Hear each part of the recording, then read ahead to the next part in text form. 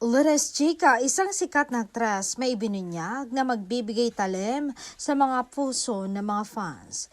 Nilelet go na ba niya ang aktor? Pinagsulat kasi siya ng script ni Direk. Pagod na pala siya. Ang isinulat niya raw ay ito.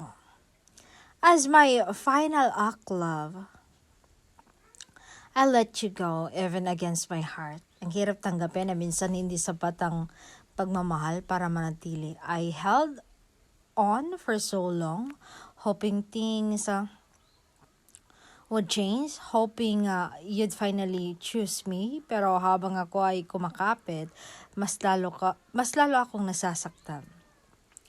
Pinili kong intindihin ka, piliin ka, kahit ako na yung nawawala. I give you chance, I give you time, I give you everything I had. Pero dumating yung punto na napagod na rin ako.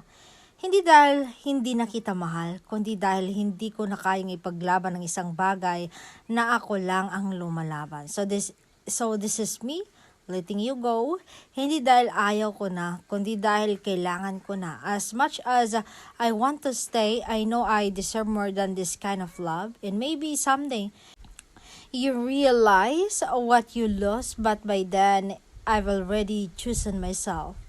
I had to let you go, hindi dahil tumigil akong magmahal, kundi dahil yung pagmamahal ko sa'yo, ako na ang unting-unting binabasag.